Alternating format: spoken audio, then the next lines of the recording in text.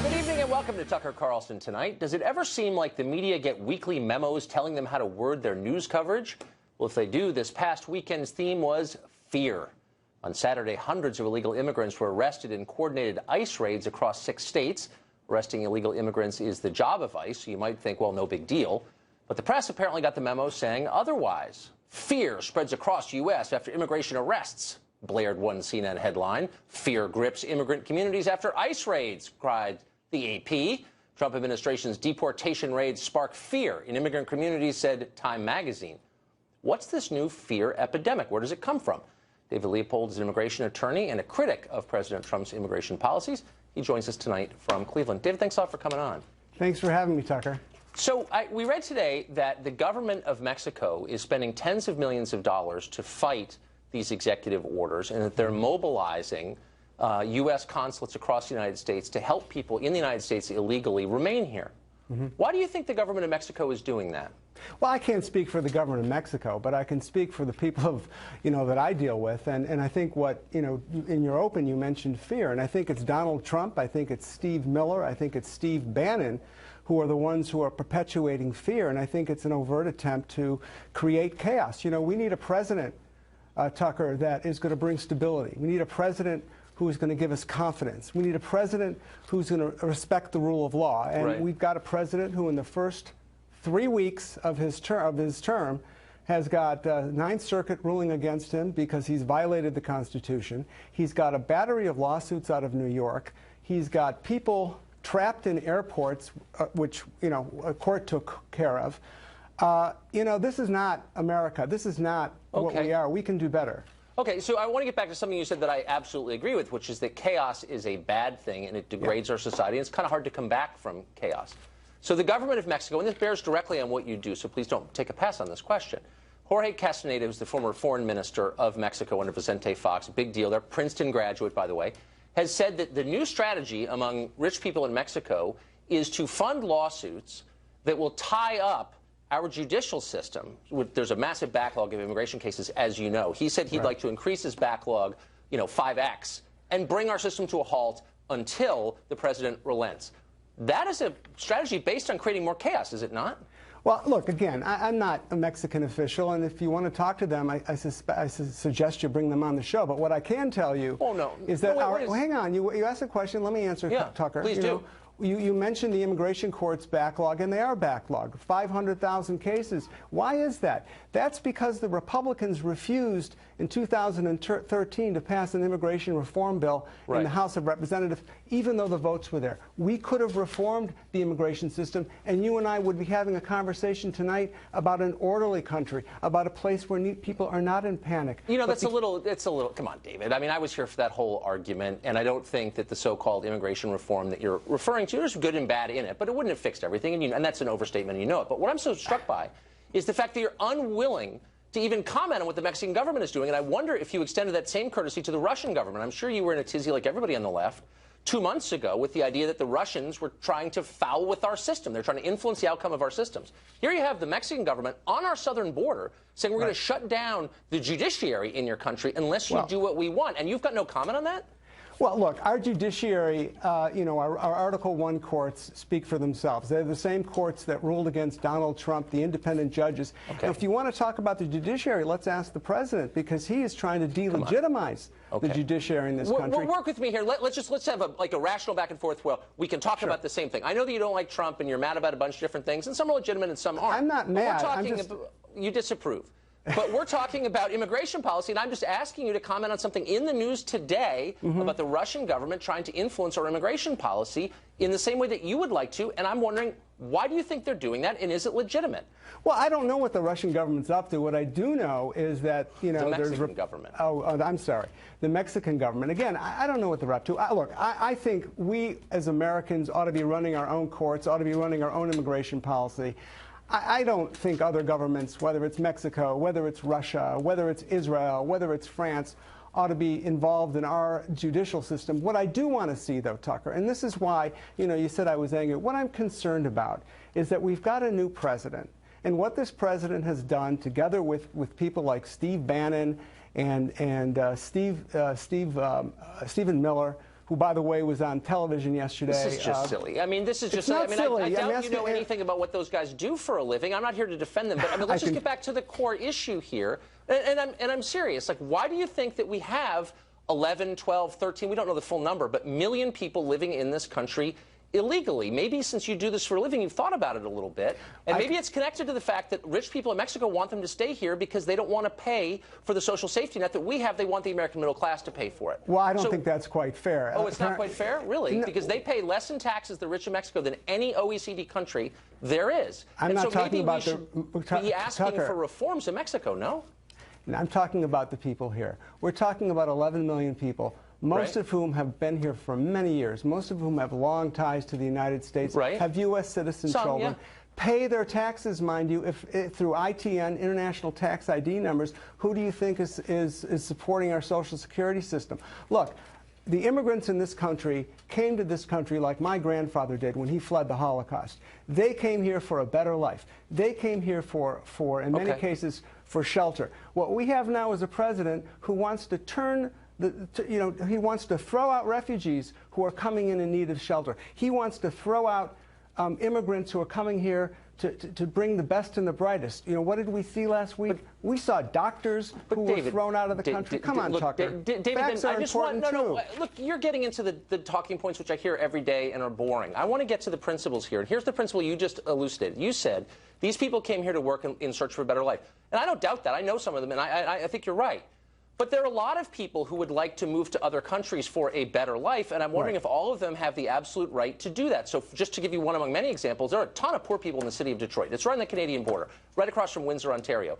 Do they have the right to move illegally to Canada and go on Canadian welfare programs and take Canadian jobs? And should the U.S. government be encouraging that? Well, of course not, and that's why... Well, what do you mean, of course not? You asked me to answer your question, so let me try that. I'm just surprised. Let me try it. Tucker, let me try to answer your question. Please. Of course people shouldn't be moving into countries illegally. I don't think anybody, promotes that. What I'm here to talk about what are you saying? You're saying that people here illegal have a right to stay. That's what you just said. You've been saying it for 7.5 minutes. Okay. So, but they don't have a right to go to Canada to do that. Only a right to come here. Like, what's the consistent theme here? Just so those following along at home can know. Tucker, the consistent theme is that we need to fix an outdated immigration system. You know that as well as I know that. That doesn't mean anything. Like, you're saying that people have a right here to stay here, even though they're here illegally, but they don't have a right to move to any other country illegally. Why the double standard? Simple question. Well, what I'm saying is that people who have contributed to this country, people who have followed the rules, people who have children that have grown up in this country, people who have paid their taxes, people who will learn English, people who will be vetted through security screenings, people who, when we bring out of the shadows, we want to know who's here. That will make us safer. Okay, so what about people who haven't followed the rules? So the president says we want to deport people who've committed felonies, and he's tried to do that, and people like you have gotten completely hysterical about it. Should he be allowed to deport people, as the previous president did, who committed felonies? Like, I mean, yes or no? See, that's the thing. Nobody is arguing about whether or not we should deport felons or national security risks, Tucker. That's the whole point. Under the Obama immigration enforcement priorities, felons and national security risks and recent border crossers were #1 for deportation. So if Donald Trump or if General Kelly really wanted to keep these enforcement priorities in place, why did they have to replace them? But that's what they've been doing. Did you notice that the ICE roundups the last week were almost exclusively of people with criminal records? This is the thing that we should fear? I mean, are you following the news at all? Hang on, let me push back against that. I know what ICE is saying, and I know what Secretary Kelly said today. But what we don't have with any of those reports is transparency. They aren't telling us exactly who. We've had members of Congress, Joaquin Castro from Texas, members of the Hispanic Caucus. What we want is some transparency here. Well, I'm a little bit disappointed in the arguments that you've marshaled, but I hope you'll come back. I'll be back anytime, Tucker. Great. Thanks, David. I appreciate it. White House suggested today that President Trump could potentially fire National Security Advisor Michael Flynn over his wiretap conversation with the Russian ambassador to the United States. There's a lot going on in Washington, and for all of it, we go now to Fox News correspondent Trace Gallagher. Trace? Tucker, National Security Advisor Michael Flynn either has the full confidence of President Trump or he doesn't, depending on who you ask. And we learned tonight the DOJ warned the White House that Flynn might have been swayed by Russia. We know the White House has been reviewing Flynn's contact with the Russians and whether he discussed the possibility of the U.S. lifting sanctions once Trump took office. If true, that could be a violation of the Logan Act, which bans private citizens from engaging in foreign policy. Initially, Michael Flynn denied talking about sanctions, and Vice President Mike Pence publicly defended him. Now Flynn has left open the possibility that sanctions were discussed and has apologized to the vice president. And today the White House gave different takes on Flynn's current status. Listen. Yes, General Flynn does enjoy the full confidence of the president. The president is evaluating the situation. He's speaking to Vice President Pence relative to the conversation the vice president had with General Flynn, and also speaking to various other people about what he considers the single most important subject there is, our national security. Also interesting that the president did not use the opportunity of a joint news conference with Canadian Prime Minister Justin Trudeau to show support for Michael Flynn. Not a single Flynn question was asked during the newser, and questions that were shouted to the president on the way out were ignored. Though Trump and the Canadian Prime Minister struck a cordial note. No secret the two have vast differences on trade, climate change, immigration, and refugees. Questions concerning those hot topics were skirted by both leaders, with the PM saying he's not here to lecture another country. And breaking tonight, District Court Judge James Robart, who initially blocked President Trump's temporary travel ban, has taken another shot at the administration, saying the case is moving forward. Now, that's exactly what the Department of Justice did not want to happen. Today, the DOJ asked Judge Robart to delay proceedings in his court until the full Ninth Circuit Court of Appeals decides whether to rehear the case. Both the administration and the states of Washington and Minnesota have to respond to the Ninth Circuit by Thursday. But Judge Robart said, quoting, "I am not prepared to slow this down while the Ninth Circuit considers further appeals." So it appears the administration can either fight this in district court, make an emergency appeal to the Supreme Court, or rewrite the executive order to make it easier to uphold in court. As of today, all of those options are still on the table. And separately, moments ago, a federal judge in Virginia has now issued a preliminary injunction against the travel ban, which puts the executive order further into limbo. Finally, Steven Mnuchin was confirmed by the Senate as the Treasury Secretary. The vote was largely along party lines, 53-47. West Virginia Senator Joe Manchin was the only Democrat to vote in favor. The 54-year-old Mnuchin, who was sworn in moments ago by Vice President Mike Pence. Watch. It is my great honor tonight to present to the American people our new Treasury Secretary of the United States, Steven Mnuchin. Steven, I want to congratulate you. A lot of people wanted that position, Steven. A lot of people. A lot of very successful people. And Mnuchin will hit the ground running, considering the president has said that he will be in charge of overhauling the tax code and renegotiating trade deals. Tucker. Trace Gallagher, ladies and gentlemen. Thanks, Trace. Up next, a gay journalist in New York City has come out of the closet as a conservative. He'll talk to us about how his former friends drove him right over the edge and into conservatism. Well, a gay journalist in Brooklyn has done just about the bravest thing a gay Brooklyn journalist can do. He abandoned trendy lifestyle liberalism for something else. Chadwick Moore wrote a pretty straightforward profile of Milo Yiannopoulos for a left-wing gay magazine last fall. The simple profile cost him many of his friends and triggered a big wave of online hostility. The backlash, Moore said in a piece for the New York Post, caused him to reevaluate his beliefs, and he decided that modern liberalism is, quote, ugly, lockstep, incurious, and mean-spirited. He says he's conservative now, though he did vote for Hillary Clinton a mere 3 months ago, so he's still rethinking things. Chadwick Moore joins us from New York. Chadwick, thanks a lot for coming on. Thank you. Thank you. As you can see, I left my scarlet letter at home. You did well, but it sounds like you got one. You have this really interesting piece in the New York Post, and the part that jumped out at me immediately was the fact that after doing this profile, which you described as pretty straightforward, you know, sort of not for Milo or against, but kind of telling who he is, that one of your best friends disowned you as a friend.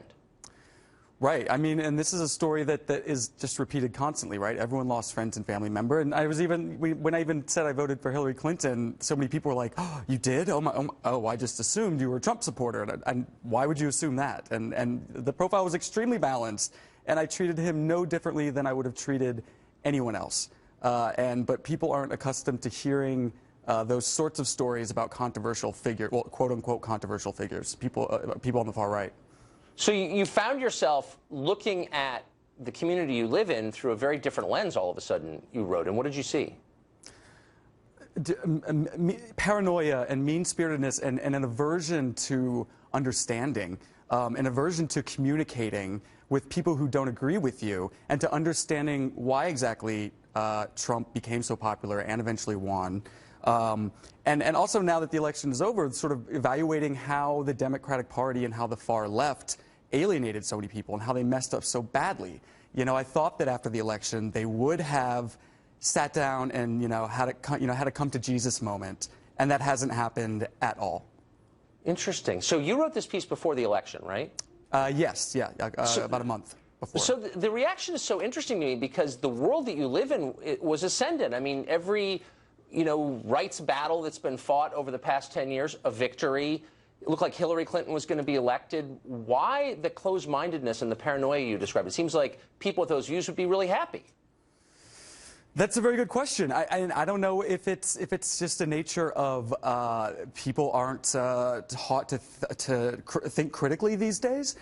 People are so locked into their social media bubbles and their friendship bubbles, and it's just this reinforcing disease of hearing your own opinion spouted back at you constantly, and just uncontrollable paranoia. It's really sad, and it's really damaging to journalism, for one. Journalists are terrified of these people. Right. And it's just very, very sad and upsetting. And, more people, but I don't think it's the majority of people, and I don't think it's the majority of people on the left. No, I don't think it is either, actually, not the people I know. But one of the saddest casualties, along with, decency and open-mindedness, is curiosity. When you sort of get in a place like that, it's very hard to be interested in people who disagree with you. And for journalists, I mean, that's just death, isn't it?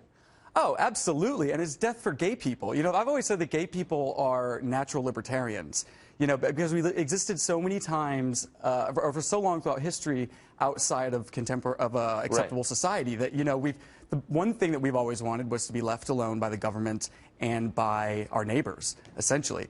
And now the left's become completely puritanical, and it's very off-putting.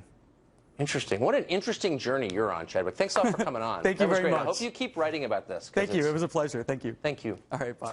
Well, most of you were appalled when rioters halted a speech by Milo Yiannopoulos at UC Berkeley a couple weeks ago. Up next, we'll talk to an activist who helped organize those riots and thinks those tactics should be copied everywhere, often.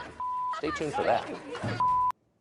Well, it's been 2 weeks since rioters at UC Berkeley used violence to force the cancellation of a speech by Milo Yiannopoulos. Most people were appalled by what happened, but Yvette Falarca is not among those people. Besides working as a public school teacher in California, she is the national organizer for the Coalition to Defend Affirmative Action, Integration, and Immigrant Rights, and Fight for Equality by Any Means Necessary.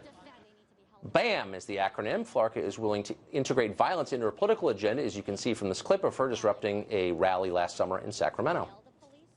Off our street! Get the off our Are these people going to get off our street? We don't give a speech. We need to go, boy. Hey, say we should. Be nice. Come here now. Off our streets! Get the off our street! You, sir, please. Just here to protest. Please up. Stand down. Get out. Get back. Falarca helped organize the Berkeley protests, and she says activists ought to copy his tactics for other speakers and events around the country. Yvette Falarca is with us now. Yvette, thanks a lot for joining us. So you did a bunch of interviews after, and you were asked about this, and you were, to your credit, I think, very straightforward about it and unapologetic, and you said, yeah, this guy was a fascist, Milo's a fascist, and we shut him down. You didn't pretend otherwise. We shut him down, and that's what you do with fascists. I think I'm characterizing what you said correctly. Just so we can understand the standard here, what is a fascist? So a fascist is someone who's organizing a mass movement that's attacking women, immigrants, black people, other minority groups in a movement of genocide. That's what a fascist is. Okay. So it's someone who's committing violence? And it's someone who's committing violence and who's trying to organize other people to commit violence. Okay. And Milo Yiannopoulos is a fascist. Okay. So he's committed acts of violence against the protected groups you mentioned? Well, what he's doing is he's trying to be the youth face and the token that other people who are organizing violence try to hide behind. And so in all of his talks all over the country, what Yiannopoulos has done is whip up a whole lynch mob mentality where people who come to see him or his supporters not only agree with his views, but also attack other people. And that was certainly true in Washington State when one of his supporters came and actually shot an anti-fascist protester. But in Berkeley, we made sure that didn't happen because we were able to shut him down. So, but you're conceding that Milo himself has not committed acts of violence, and nor has he incited violence by the legal definition. He'd be in jail if he did. But you're saying that because people who agree with him have committed violence, he should not be allowed to speak. You know, fascist movement takes many forms, and it always tries to have one form that looks respectable and a little bit milder. But Yiannopoulos isn't just a stand-up comedian, and he isn't someone who just has ideas and posts them up on YouTube. He's someone who is funded by Breitbart and Steve Bannon to go around to college campuses to try to recruit other young people to then conduct those attacks on his behalf and on Trump's behalf. But I'm really, really glad to say that thousands of us were out there last week, or February 1st, and made sure that there were thousands of us to make sure that we defended our campus, this community, and especially the immigrant and Muslim students who were under attack and have been under attack by him and other fascists. Right, and by using violence, I mean, you don't shy away from that by any means necessary is the name of your group, and so it implies violence. So what should we do with fascists? I mean, if you think that someone is espousing genocide, what should we do with them? I mean, should that person be allowed to walk free? Should we put him in jail? Should we kill him? Should we exile him? I mean, it's a sincere question. If you're willing to use violence because you think someone is espousing genocide, what's the penalty for that? Well, first we've got to make sure we nip it in the bud, and we make sure that they're not allowed to recruit and act as if it's respectable to call for the mass murder of millions of people, in fact, millions who make up the majority of people in this nation at this point. Okay, and so they just can't to be hide clear, behind the there's platform no of free Milo speech. Yiannopoulos, this is not a defense of him, just a factual point, has not ever said that, in public anyway, not that we have a record of. There's no evidence that he has called for the genocide of anybody, as you know, but you're saying by transference in some way, he inspires people who believe that, I guess. But you're not getting my question. Like, what when you say nip in the bud, should he be allowed to go on the subway and talk to the guy next to him about perhaps joining his movement? Or should he be allowed to talk to people in restaurants? Or what should we do with the fascist who you believe is inspiring genocide? So first of all, the alt-right is a neo-fascist movement, and they're trying to hide behind some softer versions of their more open counterparts who identify themselves as Nazis. But they're still part of the same movement, first of all. Second of all, when someone is trying to speak at a campus or at a rally, they're doing it not just because they have an opinion, but someone like Yiannopoulos or any other alt-righter or fascist or neo-fascist is doing it to recruit other people. No, we don't let them recruit. And in fact, when you look back at the Holocaust and the lessons that we draw from that, we don't say, oh, well, at least we let them voice their opinion. We say never again. Okay, well, again is now, when especially we say that, after Trump. We elevate people like Dietrich Bonhoeffer or members of the plot against the leader of Nazi Germany to kill him. So, I mean, that was the response, of course, to the leader of that fascist movement. Most people think it was legitimate. Do you think, you're not answering my question, that people like Milo, who you've decided are fascists, should be allowed to speak in public? You said they weren't allowed to speak at Berkeley. He should not be allowed to speak speak in public to spread his racist and misogynistic and homophobic lies. No, he does not have the right to do that. What about when he's using his speech to whip up attacks on people? No, he doesn't have the right to do that. So and to I spread wonder... lies about our humanity? No, he doesn't. Okay, so you're not allowed to say things that you think are untrue. Well, I mean, of course, in the case of Berkeley, no, that's not what I said.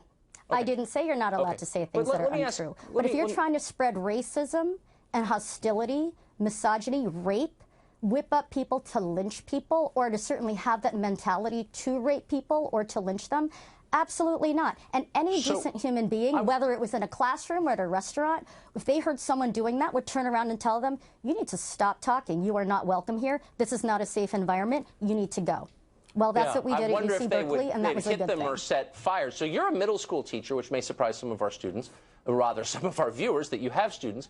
The First Amendment was always kind of the cornerstone of American civic life, the idea that you have the right to say something that other people may vehemently disagree with, but you have that right. It's enshrined in the Bill of Rights. Do you teach that to your students? The First Amendment is about free speech, but that's not an abstraction. And if there was someone in my classroom who was espousing rape or genocide or attacks on Muslims, I would certainly make sure that I stood up for the rest of my students and told them they need to stop. And if they refused to, they would need to leave. Would you hit them? In fact, fascism isn't just about abstract. No, I'm not finished though yet, and I'm not finished yet. If there is a fascist in any situation that I was in, I would call for other people to take action too. But it's not just about the immediate moment. Right, it's also within the context of building a movement. But I don't want this to be abstract. There is a movement against Donald Trump You're getting abstract. and against fascism. I want to bring this back to the concrete, as you said, and rightly so.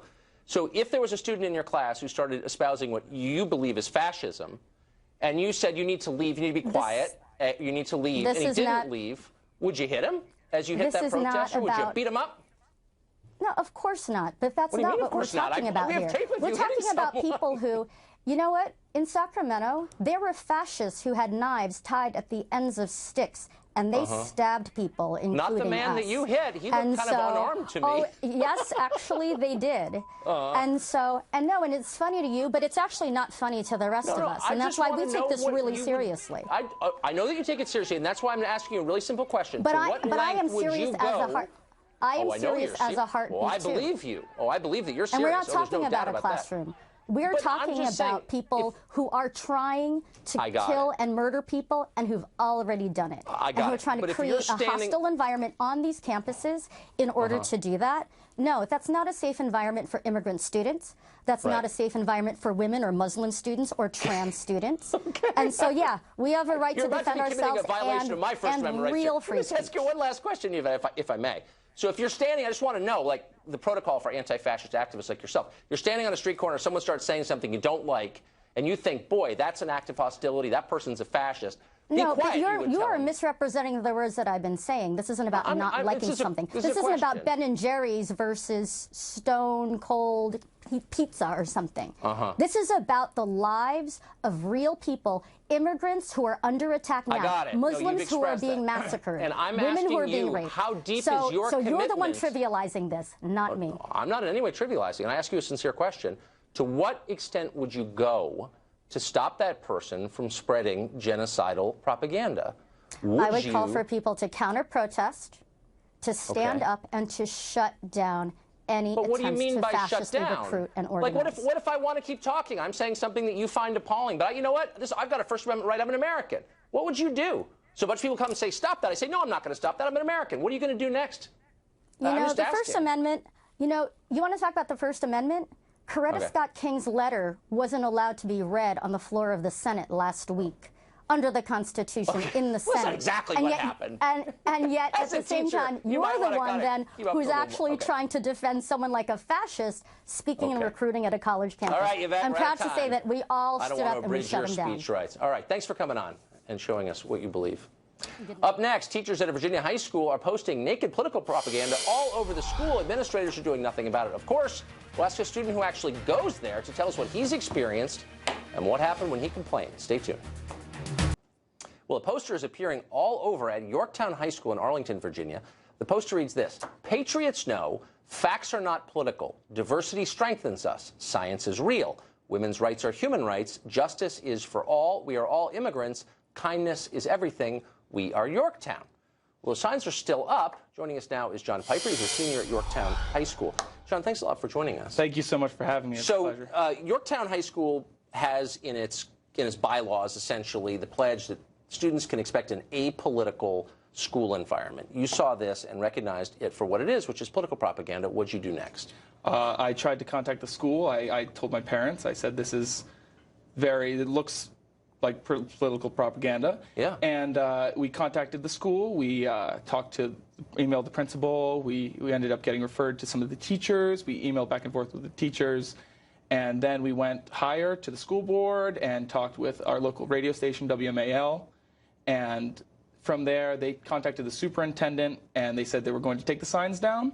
And then That was over a weekend period, and on Monday the signs were still up, and we had gotten word that they had changed their minds and they were keeping the signs up. So the idea is, I guess what bothers me so much about this story and why I'm so impressed by your response to it is it's the sneakiest kind of propaganda. Propaganda passing itself off as sort of obvious observations, as if people don't believe science. Are people in your school arguing that science is not real? No. So this is an attack on conservatives over evolution. That's what it is. Yes. Yeah. And climate change. And exactly. Yeah. So when you said this is politics, they said, no, it's not? They said that teachers responded that this was not political.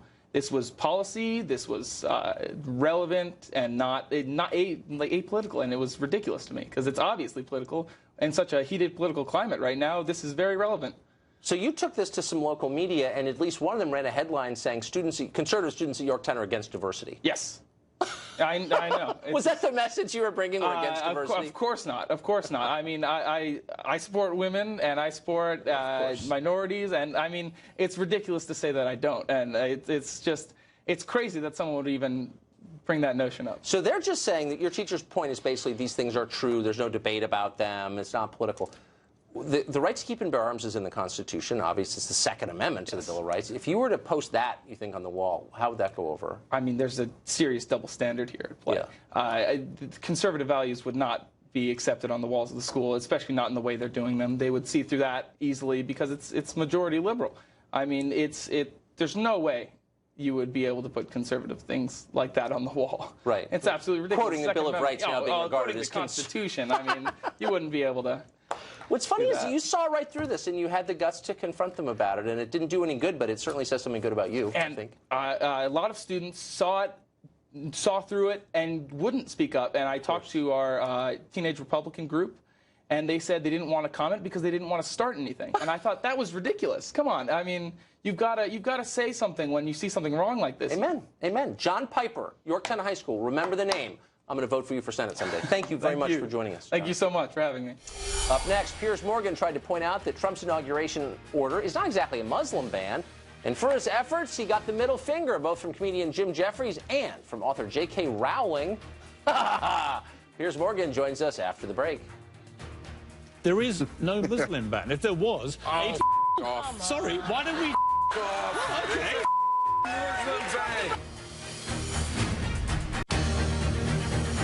There is no Muslim ban. If there was... Sorry, why don't we... Okay. Okay. This is the point. This isn't talk about the hysteria. I'm talking about 85% of the world's Muslims are allowed into the country. This is what you do, Piers. You say, he hasn't done this, he hasn't done that, he's not going to do all these things. Give him a chance, mate.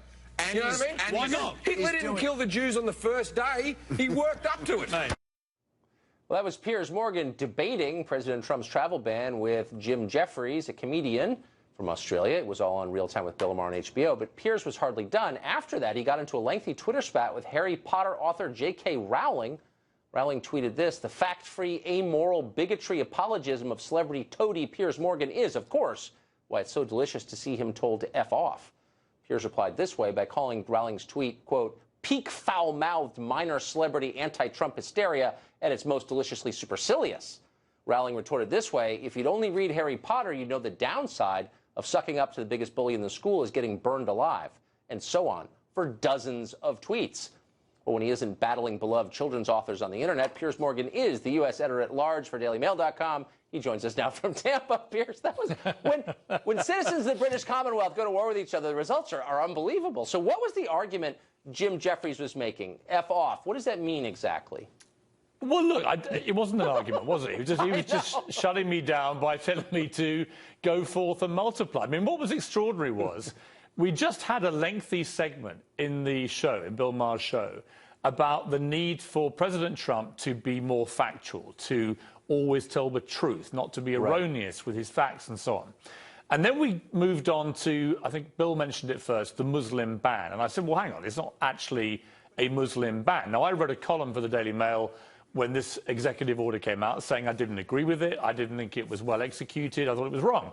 However, you cannot call something a Muslim ban if 85% of the world's Muslims are allowed into America even if it comes into effect. So it was just a factual statement. And it seemed to me very important to make that point and make it strongly, given we just had a big debate about facts. Anyway, Jim Jeffries didn't like this, and off he went, you know, effing and blinding and trying to shut me down. He didn't really have any argument to put to me. And then he used the Hitler analogy, and, you know, Hitler started, you know, didn't kill the Jews all on day one.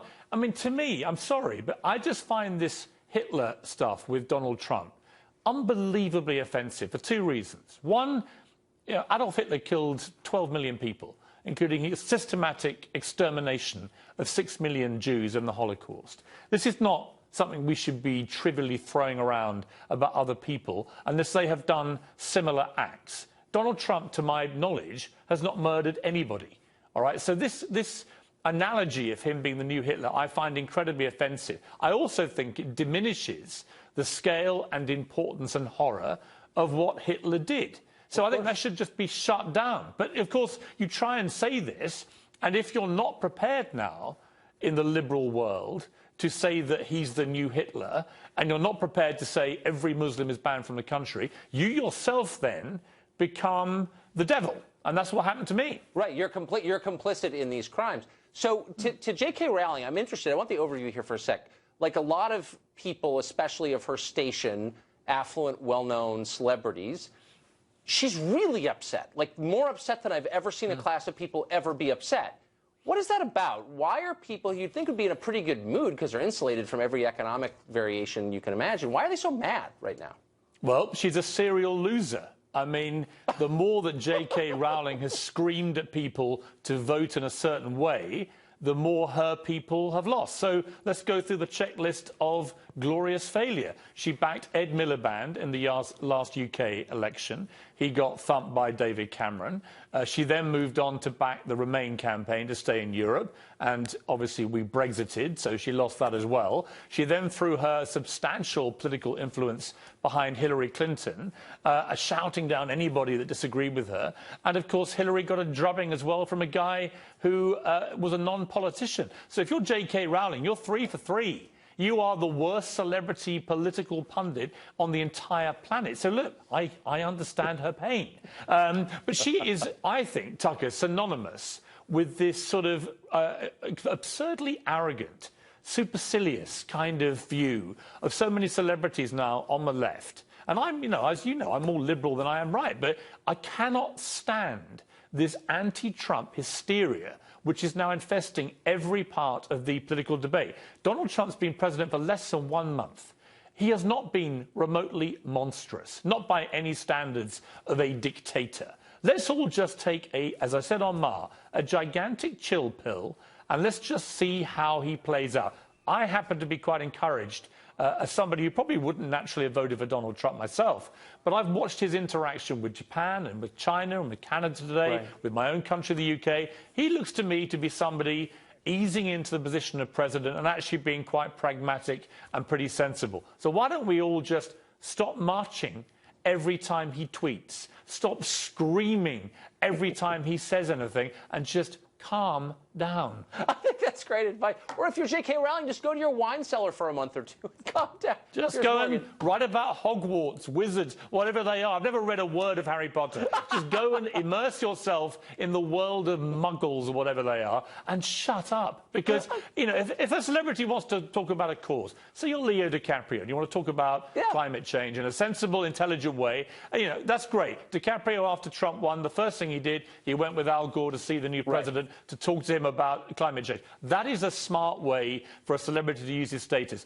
But to be somebody famous and just assume your view somehow is more important than everybody else's. And if somebody doesn't agree with that view, you must scream them down like they're the devil. I think it's pathetic.